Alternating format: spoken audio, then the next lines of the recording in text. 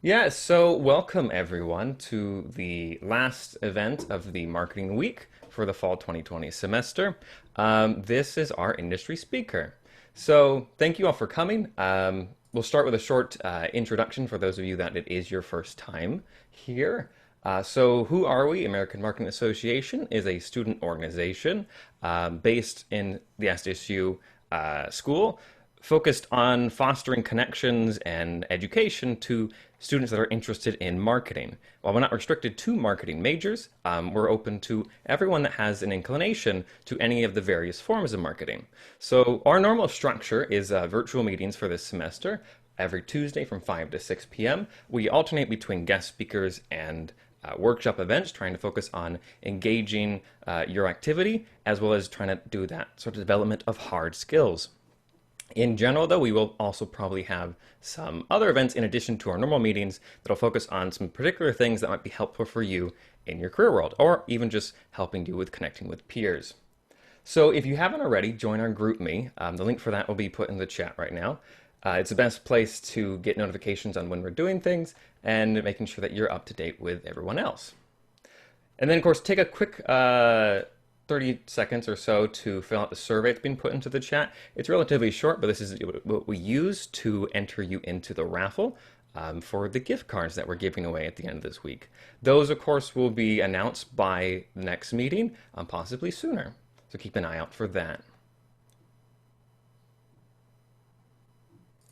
All right, and then we'll do just a quick overview of our exec board. This is the top 4 positions. All 4 of us have been with AMA for a little bit, and we've learned a lot through the process. We have our marketing team, which tries to hit a number of different sectors of the marketing skill set. We have our operations team, who wonderfully help set us up a lot of our events and our meetings and help get speakers like the one we have today.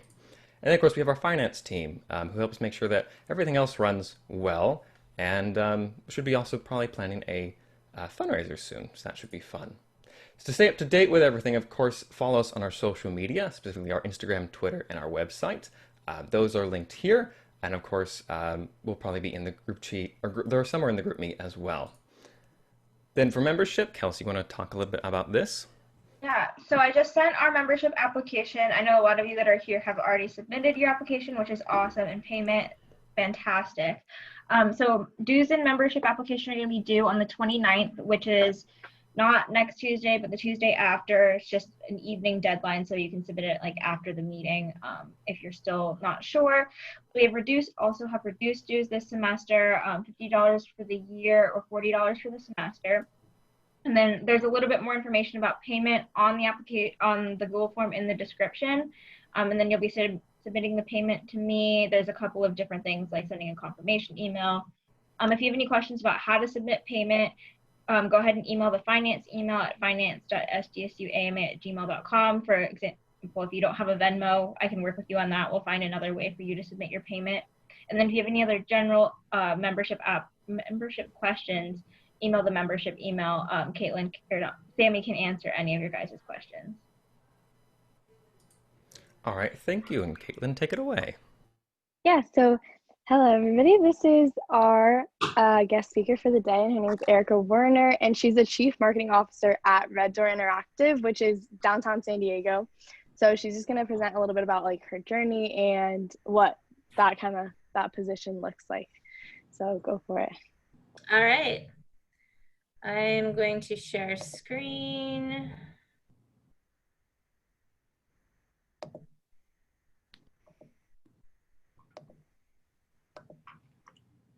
Let me know if someone can let me know they can see my screen. Yeah, there we go. Perfect. Let me put it into presentation mode, and then I'm going to, yeah. Can you guys hear me okay? Yep. Awesome. All right. So thank you so much for having me. As Caitlin said, my name is Erica. I'm the Chief Marketing Officer here at Red Door. I'm going to go over about our agency and then really specifically my career path to Chief Marketing Officer at Red Door Interactive. And sounds like we're going to wait for questions until the end, but I love questions, love them, so please don't be shy. So this is our headquarters. I was telling the group before we joined, we are located in downtown San Diego in the outfield of Petco Park. We are an interactive agency. We're just shy of 90 people. We're moving. We actually bought 3 buildings in downtown San Diego just on the kind of southeast side. And we're in a build out of a new space that we will probably move into next summer. So none of us have unfortunately been able to enjoy this beautiful space since March of this year, but that's what it looks like. So we have this is our primary office here in San Diego. We were started in 2002. So we are in our 19th year of business. I joined the company in 2004 as a part of an acquisition. So I'm in my 17th year with the agency, which is pretty unusual, which you probably hear from other speakers that don't typically stay with the same company for a really long time. The average CMO actually stays with a company for about 18 months and then moves on to another position. So we have also offices in Denver, physical offices in Denver. So we have about 20 people of our team there. A lot of people usually wonder why we have an office in Denver. It's very much a sister city to San Diego in terms of technology and culture. And then at the time when we opened our offices there, which at this point had been 12 years ago, our largest client was in that market, Cricket Wireless. And so we needed to be physically closer to them. And so we thought the best way to grow our business and our footprint was to acquire a company out there and then get closer to that client. We also have representation in Arizona, but even all over the world. We have, I have people on my marketing team that live in Mexico. We have people on our development team that are full-time staff in the Philippines. And then we have people that are all over the country. Our head of our finance team is out of New Orleans. Part of my sales team is out of Ohio. We've got some of our research team in Chicago. I have a fly flying around me right now. So our philosophy is to hire the best talent, regardless of wherever they are geographically. And so we have a pretty wide footprint, and that digital presence was really useful for us when COVID happened because we were already set up to work remotely. So one of the interesting things about Red Door as an agency, and that is really unique, is that we are independent. And what that means is we're privately held and we have no investors. That person standing in the center there is Reed Carr. He's our CEO. He and his wife, Amy, started the business in 2002.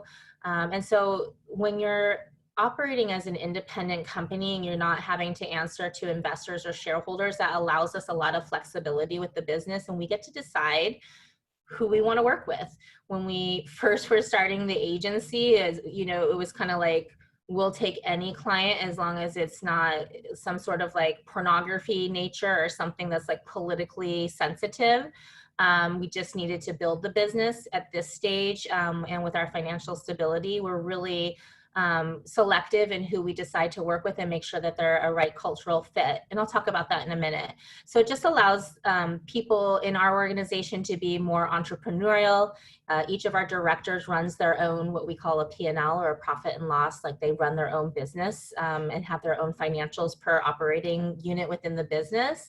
And it really gives them the authority to make decisions based on what they want to do in terms of meeting their goals for the organization. So sometimes we'll take on something that's smaller, or maybe we're not going to take a profit on, but it's something purposeful that we really want to contribute to, or it's a new technology that we want to learn about and invest in, and we know that we have to put some skin in the game as well. So working for an independent agency has really served me well in my career and my growth path because of all of these things, and it's a pretty unique thing that you don't find across the nation for any agencies.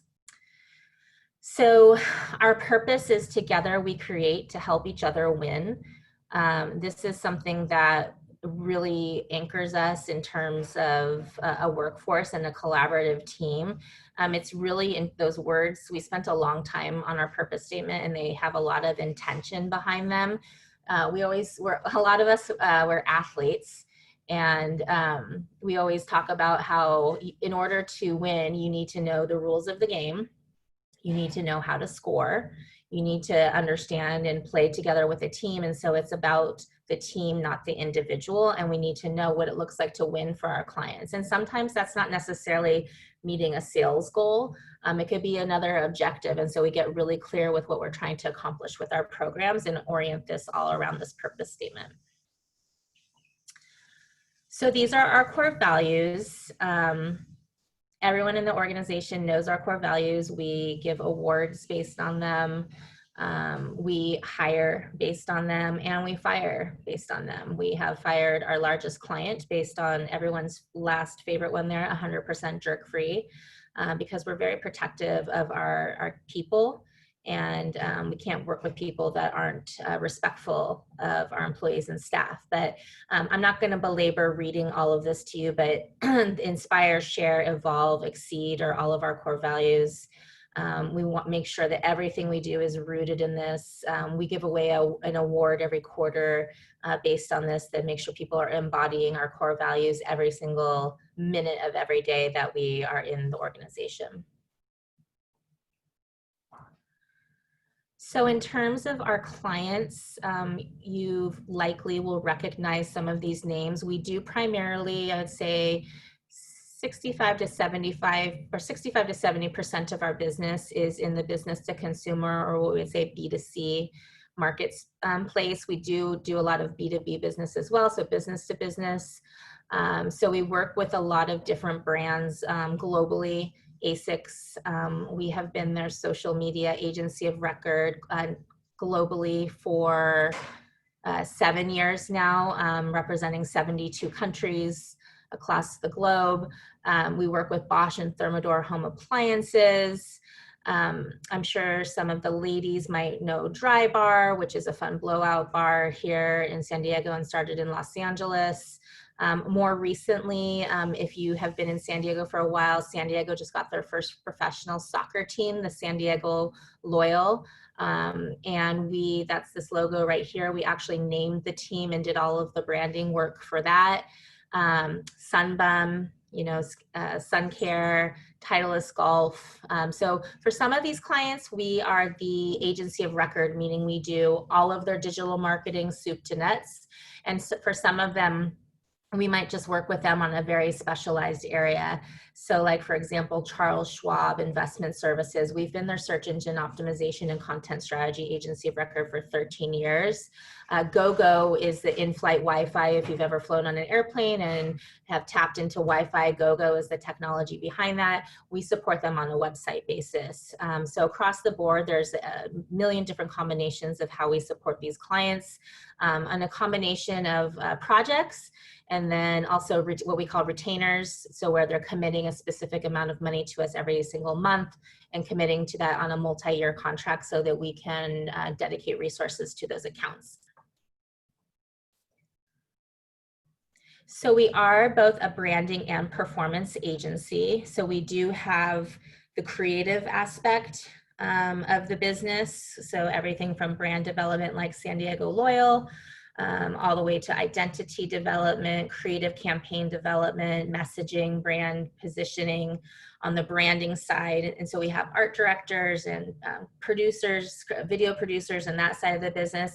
And then we have what you may have heard as performance marketing, which is all of the cross-channel marketing. So we create the creative campaign and then we have to distribute that in channels like paid search and YouTube ads and TikTok and all of these different things that are out there in order to get eyeballs on these campaigns. So we have all of those aspects of the business in-house, including website development as well. And that's unique as an agency also, because a lot of times you'll have just a branding agency or just a cross-channel marketing agency or just a website development agency. We have all three together in one, so there's not silos, which makes it really efficient for our clients because they're not having to manage 3 different agency partners or more.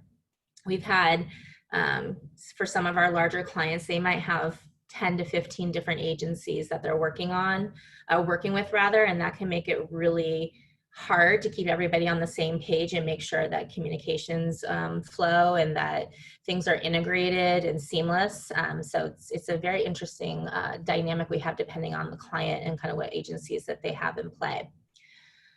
So we have a really interesting approach to the campaigns that we develop for Red Door, what we call informed storytelling. It's nothing new in terms of the concept, but we've really broken it down. So we are a very data-driven agency. We have data scientists on staff that are really looking for those key insights and behaviors that aren't just more broad audience trends and insights.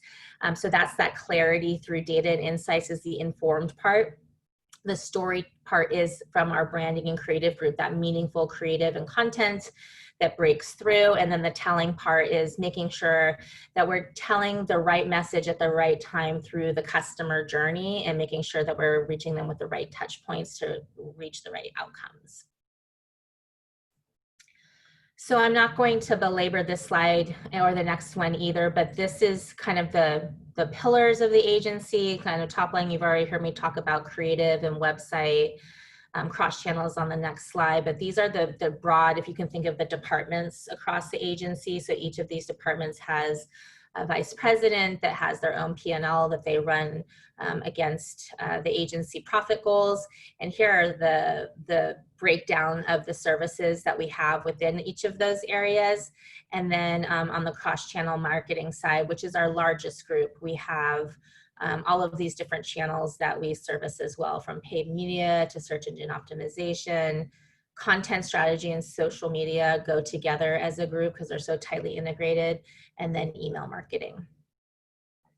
And then from a technology and talent perspective, there are tools that we invest in to augment what we do as an agency. There's just some of these listed here below. We have many more as well on the cross-channel marketing side. Some of the more interesting ones for audience research and trends and insights that we use are like a WGSN or a Resonate, so we can get data that informs what's an upcoming trend in food and beverage, what's some sort of insight that is impacting the healthcare industry related to COVID, and insights and strategies that we can then package up based on our clients' specific goals and needs to help them augment and optimize their programs. So when I talked to Caitlin, really the core about today was about a career path, like how do you get to a path in marketing and a path maybe to chief marketing officer. And I think everyone always has really unique career paths, so I'm excited to share. So just a little bit about me. So I am a San Diego State University alumni. I got my Bachelor of Art with an emphasis in graphic design. I love what Bryce was saying at the beginning, that it doesn't matter what your background. We have people in the agency with such diverse backgrounds. You don't have to have a background in marketing to be in an agency.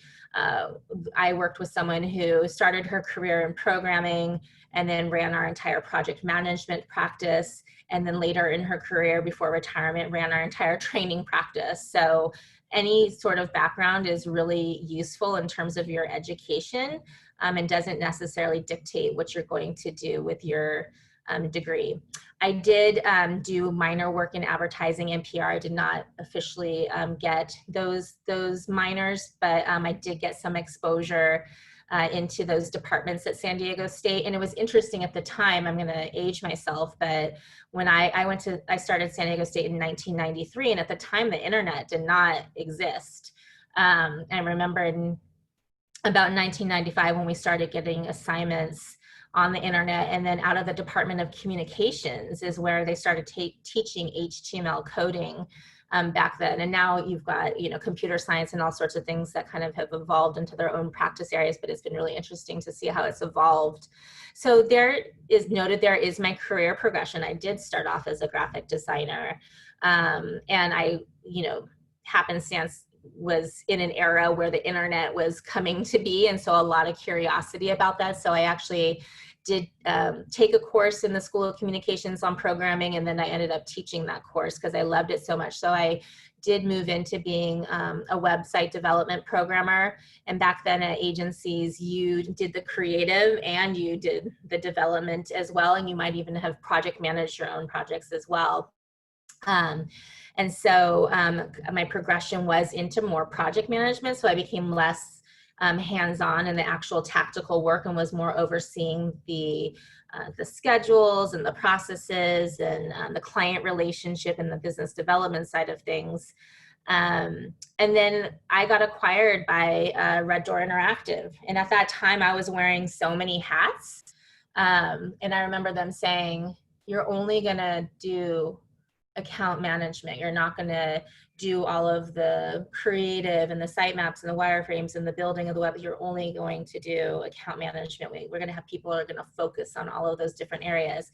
And at the time, I thought I was talking myself out of a job because I was like, how am I going to just spend all my time doing account management? And it was very eye-opening how much I had to learn in that area and grow in that area. So I progressed into a head of client services. And then I just had this natural tendency. I'm not a salesperson, but my job now as a chief marketing officer, and I'll talk about what that means at Red Door, is a very sales-driven role combined with marketing for the agency. And so I naturally started pursuing new business opportunities because of relationships that I had in Southern California. And my CEO came to me and said, hey, what would you think about trying out just focusing on this area? And so a lot of my career was born out of curiosity, and then my CEO recognizing strengths in me and kind of pushing me to experiment with new things, which admittedly at the time I at times was like, no, I don't want to do that. And then the more he would have creative conversations with me, like, okay, maybe I'll try that. And then ended up loving it. So I progressed through overseeing business development for the agency and our strategic partnerships for about 7 years.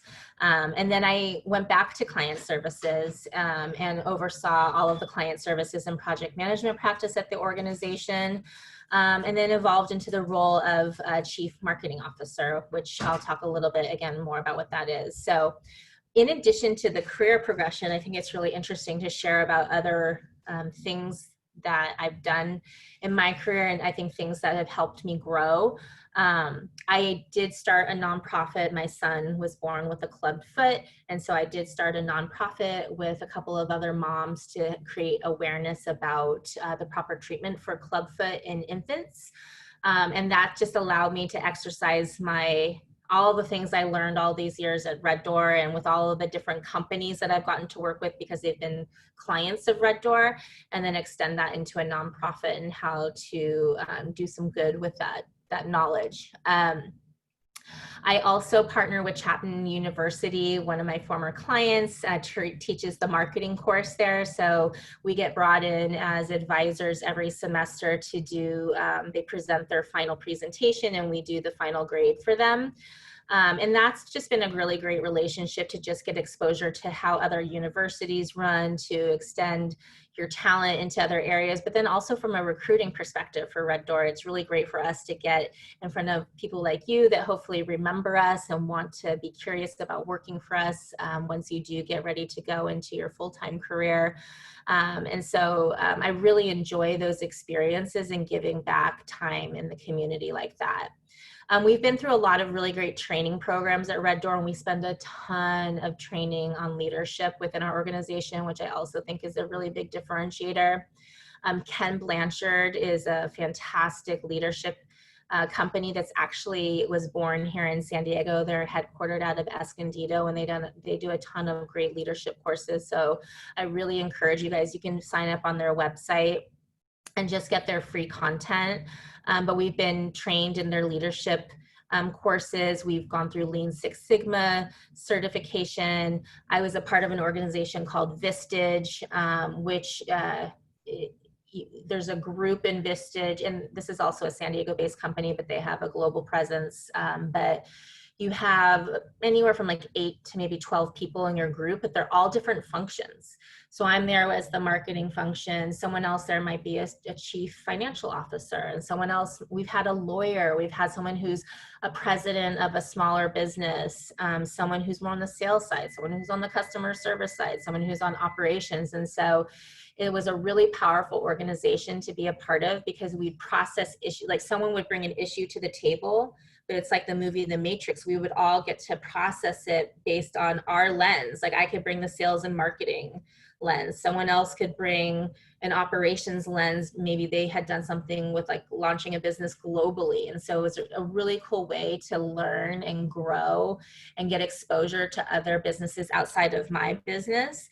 And so looking for those types of opportunities where you can really expand your knowledge, I highly encourage you to do. There is another group in San Diego called Connected Women of Influence. I'm all about empowering women in leadership and encourage you to check them out. And then I've been on several boards over my career. They're noted there, a couple of them with San Diego State University, but through those experiences, been able to meet more people, learn, share my knowledge, recruit again for Red Door, and just give back to the community. So I think that these, all the additional roles on the right-hand side really are what contributed to some of my biggest growth in my career. So I'm going to switch gears for a minute here to talk about what does a role as a chief marketing officer look like inside of an agency for in-house sales and marketing tracks. Because what's different in an agency on the brand side, a chief marketing officer, they're really owning the brand, the voice of the customer, all of the creative, all of the strategy, and then all of the cross-channel marketing programs that support sales for a brand. So like an ASICS footwear. On the agency side, the way that we handle it is that as chief marketing officer, I oversee all of the sales, so all of the business development for the organization, and then the marketing of Red Door as a business as well. So the branding piece of that too. Now our CEO has, there's different, when you look at a CEO, you always see that they come up from a specific track. And if anyone's interested, hopefully you guys will put out my email, but I have this really great white paper that I bought. It's pretty dated at this point, but it talks about the different types of CEOs that you can work for in an organization. It's called How to Be Indispensable to Your CEO. And our CEO, Reed Carr, he has a marketing background. He worked for Chiat Day in Los Angeles. And so he almost acts as the owner of the brand within the organization and had that CMO role and CEO role for many, many years until I stepped into that function. And today we still partner very closely, but other companies, the CEO will have come up through finance. And so they have a very different lens and mindset on the business, or someone who's come up in customer service or in sales. So there's different CEO types. And if you can figure out very easily, you can figure out from LinkedIn to see what your career path was of the CEO for whatever organization you go to work for. And then you can kind of see how they're motivated and what things really shape the way that they run their organization, and then how you can align best with them. So if anyone's interested in getting a copy of that, just send me an email and I'll send you a link to that report. So here are the tracks within the sales and marketing department. So we're on the marketing one right now. So there are kind of three core things that we're responsible from a marketing perspective is engaging our priority internal and external clients, lead gen, and then account-based marketing, or ABM, which I'm sure you guys may have heard about in some of your coursework. So on the client side, or the first one, the engaging our priority internal and external clients, it's interesting because our priority is our people. So number one is our current employees, then our current clients, our current partners, and then prospective partners, employees, and clients. But from a marketing perspective and from a funds perspective, we spend in the reverse order because we need to acquire more clients and sales in order to be able to do all of those other activities. From a lead generation perspective, I've noted there are some of the activities that we do that you would find in your typical marketing toolbox. We do a lot of speaking on different panels and trade shows and conferences, webinars, things like this on a specific topic or partnered with the client. We do typically in non-COVID days host our own speaker series at Red Door. We always open it up to anyone that's going to one of the local universities to attend for free. So if you guys, once we're back at it, want to attend any of those, please send me a note and I'll be sure to get you tickets.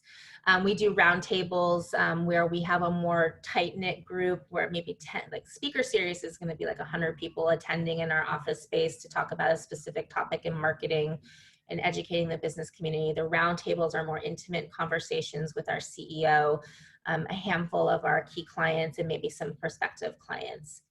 And then board representation is very key to us. We have gotten a lot of our clients from the boards. I showed you on the previous slide some of the ones that I've been a part of, and my CEO, Reed, is very involved in the San Diego community. He is a part of Voice of San Diego, and he's a part of the United Way and the Rotary Club and all sorts of different organizations, and that has just expanded his network tremendously and really gotten that brand awareness for Red Door in the marketplace. We have a lot of saturation in San Diego. Most CEOs of the organizations we want to work with are very aware of our presence in San Diego. But when you get outside of the market, that brand awareness wanes. And then we do thought leadership for all the things that you see there on a pretty regular basis. I do encourage you to go to our blog and sign up for blog alerts or through our newsletter, because we're posting content on a weekly basis that is all things marketing and the innovation in marketing and how the industries are changing. And then we do account-based marketing. So we know exactly the clients that we want to talk to. We do have a very focused strategy in San Diego and in Colorado where we have physical presences. Things have changed for us with COVID. We've brought on, I think, 5 new clients during COVID, and 3 of those have been completely out of market, 1 in Arizona, 1 in Chicago, and 1 in Texas. And so that's kind of shifting things for us. They all have a nod back, most of them, to a previous client relationship or another previous relationship. But COVID's kind of having us change the way we think about our footprint as well. So we have very specific programs where we're doing outreach and we're knowing we want to expand business with a specific client that's already a current client, or we're going after a specific vertical because we already have such deep expertise in that vertical. And then on the business development side, these are kind of the focus areas that we have for business development. So marketing, right, feeds top of the funnel and feeds us leads, and we process those leads. We also, referrals are a huge thing for us still, even though we are doing lead generations. And then we do a lot of what's called RFPs, which are requests for proposal, and pitches. So a company, maybe let's say locally like a Petco, will send out an RFP that says we're looking for a new digital agency of record. Here are our business goals, here are our requirements, put together a proposal of what you would do to service our account. And then we pitch that business. So sometimes we're doing comp creative and comp strategies to show how we might work together, even though we haven't been fully briefed on the business. And then we do that prospecting. We know, as a data-driven agency, we know what our healthiest accounts look like, and the types of businesses that are best for our business, the types of vertical clients, I should say. And so we have a very targeted prospect list that we are going after that helps us decide where to prioritize and spend our marketing dollars. One of the things that Caitlin asked for was for me to share advice. This is my final slide too. One of the things before I get into this that I do want to say is that people a lot of times will ask me, like, what's the secret to success in any career, really? And to me, one of the things I think that is most valuable is being resourceful and also being very curious, which ties into the 5 whys here. But, you know, not at Red Door, no one says that's not my job. Like, our CEO picks up leaves off the ground like the plant people should be doing, and someone who is running the front desk could have the greatest idea for the next campaign for Chosen Foods. And so we have a philosophy of just being resourceful and coming up with ideas and not waiting for someone to tell you what to do, but to actively do things and find ways to come up with solutions. So that's one thing I would just like to impart on you all today. The other thing for me that's really core to my DNA is curiosity. I ask a ton of questions. I drive my team crazy with questions. They come to know, because we've worked together so long, that I'm asking questions. I'm not questioning them. It really comes from a place of wanting to learn and curiosity. But there's this concept called the 5 whys. Hopefully you guys will be sending out the link to this, but there's a link, or if you even just search the 5 whys, you can see this link here. But it comes from manufacturing and from Lean Six Sigma and from Toyota. And so I'm just going to read this quote because I think it's really powerful. If you don't ask the right questions, you don't get the right answers. A question asked in the right way often points to its own answer. Asking questions is the ABC of diagnostics. Only the inquiring mind solves problems. So there's this example here that in the concept really is that in order to get to the root cause of an issue, you need to ask a question, have it answered, and then ask why, and then ask another question, and then someone will have another question, answer it, and then why, and then you go through that 5 times, and that should get you to the root cause of an issue. If you don't dig that deep, you could try to solve something, but you're going to have that problem again because you didn't get to the root issue. And so there's an example here, very elementary, but illustrates the point. The problem is our client is refusing to pay for leaflets that we printed for them. So you ask why? Well, the delivery was late, so the leaflets couldn't be used. Why was the delivery late? Well, the job took us longer than expected. Okay, well, why? If we were to just stop there, we could be like, why did Bob deliver this late, and be frustrated at Bob? Well, what caused Bob to be late? Well, we ran out of printer ink, so Bob couldn't print them. Why? The ink was all used on a large last-minute order. Why? We didn't have enough ink in stock, so we couldn't order supplies in time. So it's like the client's refusing to pay for something, and it's not because they're not happy, or because the creative is wrong, or the messaging is wrong, or they're just deciding not to pay. There's something that caused that, and a chain reaction to cause that. And really, that is what we're doing every day, is solving problems and coming up with solutions for our clients and using this type of methodology to get that. So the countermeasure is find an ink supplier who can deliver at short notice so that we can continue to minimize inventory while reducing waste and respond to customer demand, because there's a lot of different things in play there. So that's just a very simple example of that. And with that, that is what I had prepped for today. So I'm going to turn it back over to the team to lead any questions. Yeah, thank you so much. That was awesome.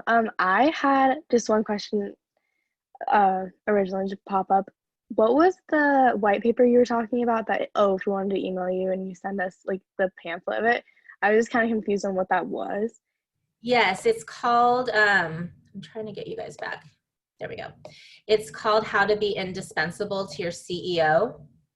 And there's kind of 2 things in there that I really love. One is that it has a breakdown of those different CEO types I was talking about, a CEO that comes from a finance or marketing or sales or customer service background, and just giving you some clues on the different ways to work with them.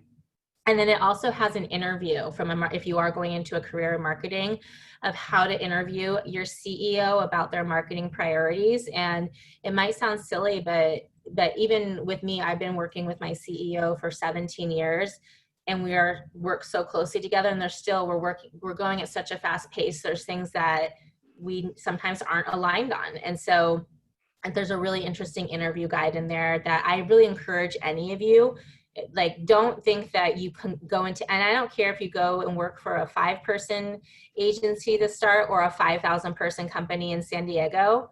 Be that person that knocks on your CEO's door and says, hi, my name's Caitlin. I just joined your marketing team and I have these 5 questions for you.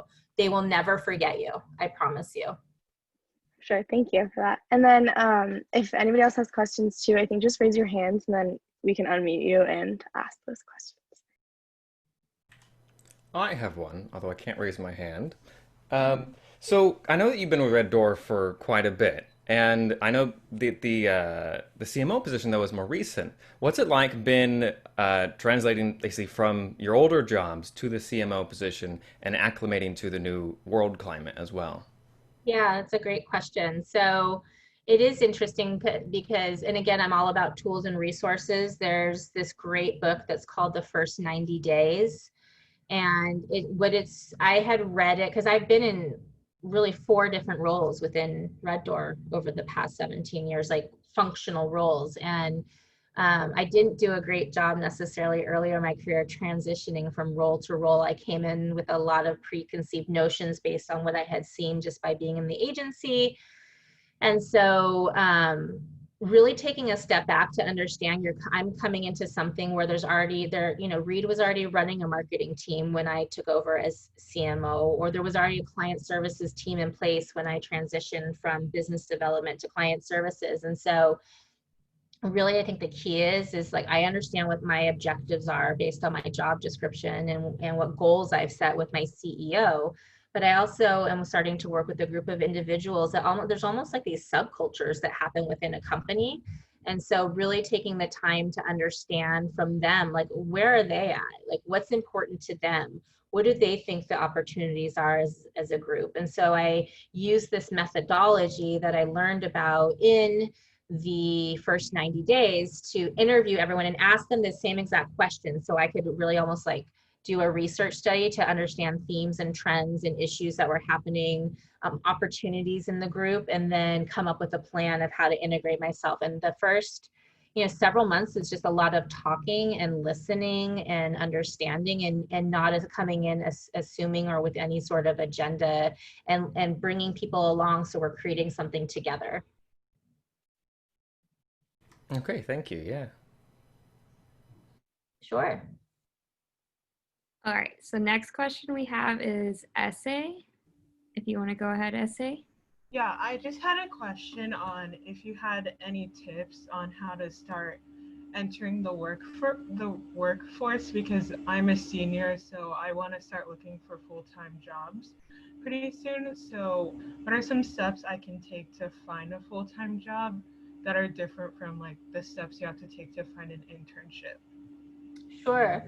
Well, I would say that I do want to say on the internship side that like we typically hire from our internship class.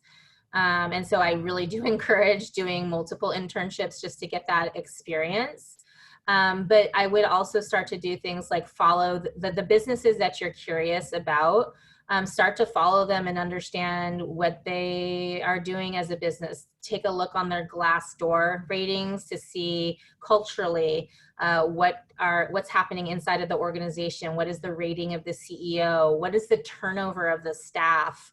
And then once you find somewhere that you're really interested in, referrals go a really long way. So starting to ask people and really share, say, and we do this at Red Door. We have our clients that we want to work with when we're in the office, not now, but when we're in the office, we have the clients that we want to work with on a wall so that when people are walking through our office, they're like, oh, I know someone at Titleist. I can introduce you to them. So don't be shy about who you want to work with. Use your social channels to put out there and say, hey, I'm interested in working for Petco, the San Diego Loyal, and one other organization. Does anyone in marketing, and be really specific, does anyone have any contacts there that they can refer me to? And then I can't underscore enough the importance of having a really solid LinkedIn profile. Making sure that your skill sets are really clear on your LinkedIn profile and what your strengths are on your LinkedIn profile. And then don't be shy to reach out via LinkedIn either.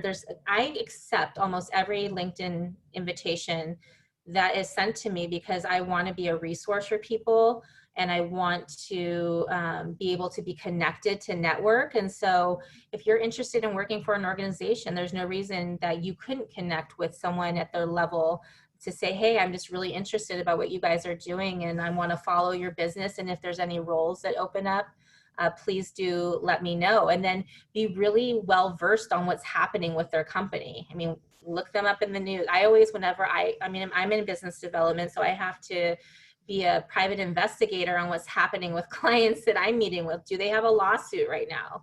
Do they have cultural issues on Glassdoor? What deal did they just sign with General Motors? You know, you want to be really well versed in the company that you're going into and have a why about why you want to work there. Be really clear about what that purpose is. I hope that helps. Thank you.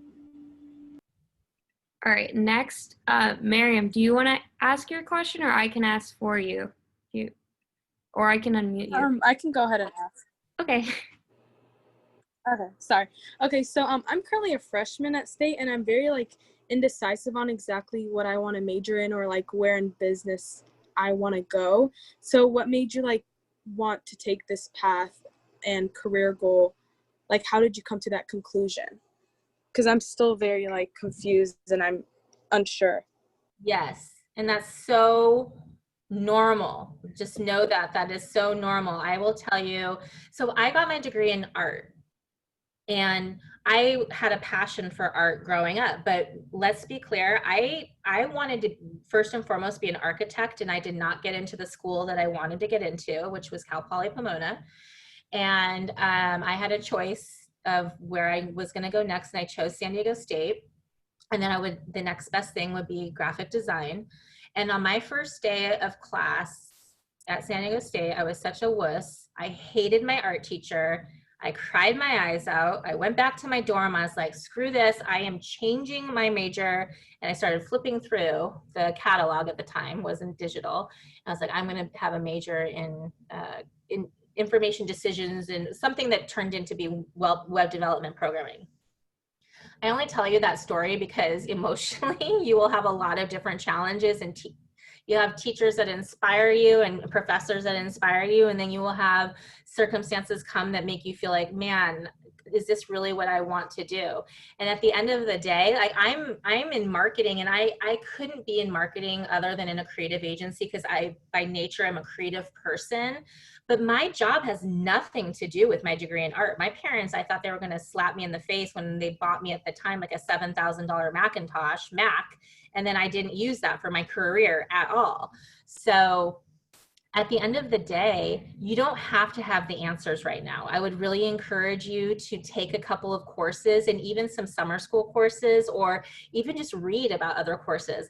When I was in college, sometimes I would just go sit in other classes that I wasn't even registered for, just to learn about the subject matter, and not like be weird and hang out the whole time, but just learn about some other stuff or talk to people about other things that they were interested in.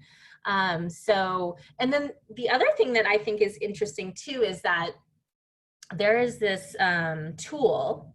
Can you tell I'm all about tools and tips? It's called Strength Finders 2.0. It's by Gallup, Gallup. It's like, have your parents buy it for you for Christmas. It's the best gift that you could give yourself. It's the other, is it Essie that was asking about the like resume essay about the resume and where to get a job, how to get a job. If you can speak to what your strengths are, that really makes you stand out. And Strength Finders, this is all it is. There's a book, you don't need the book.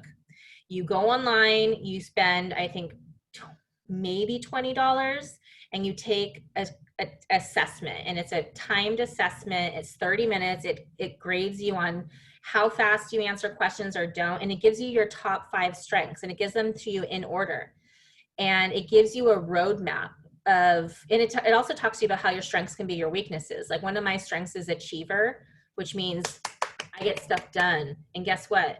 That's awesome. And then also my husband hates me because I'm an achiever and I make him crazy. And I can make my team crazy too, because I want to get things done, and sometimes I go too fast. What is in that tool is also the types of careers that you could be potentially best suited for. And if you send me an email, I'm a part of an organization called Career Superhighway, and the name is escaping me, but there's another assessment tool that you can take, and it will tell you, and it is freakish. I mean, your strengths don't change. If you took your strengths today at 18, 19, 20, 21 years old, and I took them again, I'm 45, I'll be 45 next month, they will be the same. They are innate in you. These are innate strengths. And these tools can tell you like, hey, you have these types of tendencies, so you might be more suited for the sales side of business, or you might be more suited for like something with a creative outlet, so more for the marketing or creative side of business. So and that other tool that I'm talking about, if someone can just send me an email and I'll send it out to the group, it's a free assessment, and it's really powerful and accurate. Thank you. Thank you. Yep. Any other questions? Zach, I'm going to go ahead and unmute you and you can ask your question. Hey. Hi. So I identified with your journey a bunch. I'm a full creative. Growing up, I'm 22 now, and choosing what I wanted to do, I chose marketing. Do you still use or have any want to use your graphic design degree in what you're currently doing? And like, because I've been thinking about how marketing and graphic design go hand in hand pretty much, and so I'm just curious. It's a great question. And yes, because at the end of the day, so when I look back, being with the same company, I will look back at the proposals and presentations that we did at this point, even like 5 years ago. And I'm like, why the hell did anyone hire us? This is like the biggest, ugliest proposal. Like, it was just like a body of text and just like, and no one reads. I have tools now on my proposals where I can tell the pages people are reading and not. And we used to do our proposals as these Word documents that were just like snooze fests. I mean, if you wanted something to fall asleep with, read my proposal. It was just so dry and boring. And so we shifted and started using PowerPoint and starting to tell more of a story and be more creative. And it's one of those things where it's like you have to, like, I almost like forgot about my DNA and how important design is to even selling through a proposal. So we have a really strong PowerPoint template, but with a lot of creative liberty. And so I'm finding myself designing information. I have a creative team that I can lean on for that, but let's be clear, I'm the cobbler, what's called the cobbler's kids.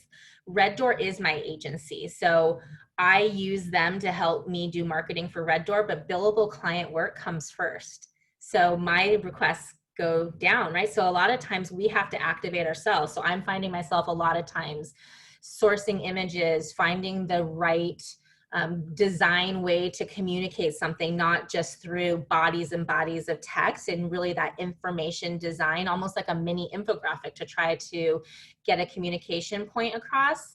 And so I am using it every single day, just in my job in that way. And then just blessed with the talent that we have, because I get to see and be part of the creative process for these campaigns that we're developing for our clients too. But I definitely like to scratch that side of my brain. Great, thank you. I appreciate your input. And in marketing, I mean, going into a marketing role, I mean, there's so many different there. I mean, when I think about our creative team, and I remember a time when we didn't have a copywriter. Like, we were the people that were like thinking that we were great, right? No, we were not great writers. And we like the power of a creative copywriter and how that can elevate a concept. And so there's other areas of creative that are in writing, not just physical design. You can be creative, like there's so many different ways. And there's so many times where we have people within the agency that are on our analytics team, but have some really expressive ideas or thoughts about how to contribute to a campaign. So the ideas can come from anywhere. Yeah, I appreciated that about your presentation about like even receptionist having a great idea about a promotional anything. That's cool. That's really cool. I tell people when I onboard them to our agency, I'm like, listen, you can be the consumer of most of the products that for clients that we represent. Do you eat tacos? We have Rubio's fish taco. Do you swim in the ocean? You know, we have Hobie kayaks. Do you have dish food? Because we have Bosch dishwashers. Like, don't get back surgery. We have Nuvasive. You're not going to go get spinal surgery to kind of be the customer of what we do. But that's one of the biggest things I tell everyone is like, go use the product, be the consumer. There's so many times I can't tell you when people who work for a company don't even use the product they sell. And there's just these obvious things that seem so like, how could you not know that? But it's true. So that's another thing I encourage you is if you want to, back to Essay's question, if you want to stand out, go and you want to go work for a company, go see how their marketing is and give them a piece of feedback on something like, hey, I'm a consumer of your brand and I noticed X, Y, and Z, and this is not connecting for me, or this is, and it's amazing. Like, people want to have people work for them that are passionate and interested in their brand, not just I need a job. Awesome. Thank you. Sure. Any other questions? I have one more. Building off of what you said earlier about your love of curiosity, which I absolutely love and I totally agree with. I'm curious, for you, has there been any emerging technologies or tools that you've seen coming up or coming out recently that you are absolutely fascinated with? Well, there are the tools that are on that tool slide. I mean, the problem with that is that we spend 6 figures a year to get access to those tools. You can get lost in data and you know, just go down all of these different paths of curiosity. We use a tool called NetBase, which is for social listening. And I haven't personally gotten into the tool, but listening to our social media insights team, like hone in on a topic and then how they can drill down into really find these customer insights or product insights about something that just the aggregation of data is mind-blowing. And then there are other tools. I'm trying to think of some that are free for you guys. There's one called SimilarWeb, which is really interesting because you can see different behaviors across different competitive sets. I'm trying to think if there's anything out there that's like a free tool. I mean, Google Trends is something that I look at daily just to see what's going on and dig in to see like worldwide and a lot of times I'm like, why is this a trend? But okay, but it just keeps you informed on, you know, what's going on.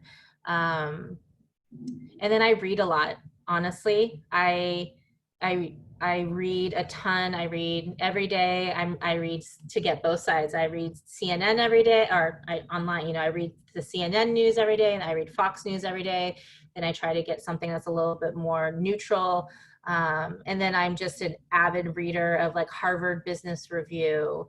And then just being curious. And when I meet people too, I'm always asking, what's your job? What do you do? What does that look like? How do you like, just being curious about people in general, just you can learn so much. And then there's so many times where I get an idea for something that has nothing to do with the industry. It's completely over here in a different industry, but I'm like, wow, that could really apply over to this, to solve this problem, either for Red Door or for our client as well. So just being consuming with quality content. That's the thing, is starting to, you know, sift away the things that are just noise and the things that are really quality and really inspire you as well. There's also the tool Blinkist. If you guys aren't familiar with Blinkist, I love that because you'll see behind me, I have all these books and I have books all over the house, and I like somehow think that like, oh, I'm next to this book, so it's just like through osmosis, it's gonna like come into my brain, and I never have the time to read all the books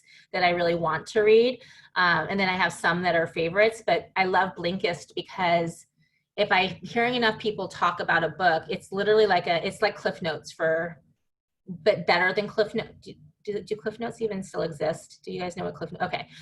I'm like that. Am I aging myself? But it's literally like a summary of a book and all of the key points. And then if it's good enough and I'm really interested, then I'll read the book. But I just love that because you're just getting these top level summaries and great nuggets and insights without having to invest. Because I suffer from like information overload too. I'm like, I can't read all of the information fast enough. And then our industry is so dynamic, it just changes. Like Google didn't exist when I started my career. Pinterest, TikTok, like Snapchat, like all of these things. It's like tomorrow Google may not exist. TikTok is, who knows what's, I mean, I haven't read is Oracle buying them? I'm not sure where we're at on all of that, but all of these things are changing so fast. It's can make your mind explode in terms of trying to consume it all. Thank you. It was very insightful. Sure.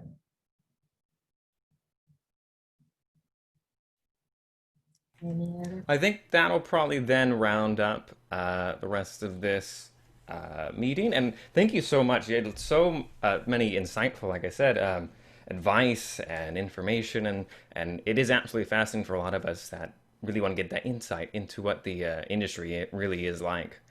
So thank you so much for that. Oh my Um, gosh, thank you for having me. And again, you guys connect with me on LinkedIn. If you ever have any questions, I will help you right away with anything, always. For sure. Thank you so much. And then I'm gonna put her email in the group me as well if you guys wanted to get that document or just like reach out with any follow-up questions. So yeah. Thank you again. It was awesome. Thank you. I loved talking with all of you, and thank you for all the awesome questions. Thank you so much. Okay, stay safe, everyone. Bye. Yeah, you too. Bye. bye. So yeah, that'll be the end of our marketing week. So see you all next Tuesday at our normal time. All right, see ya. Bye, you guys.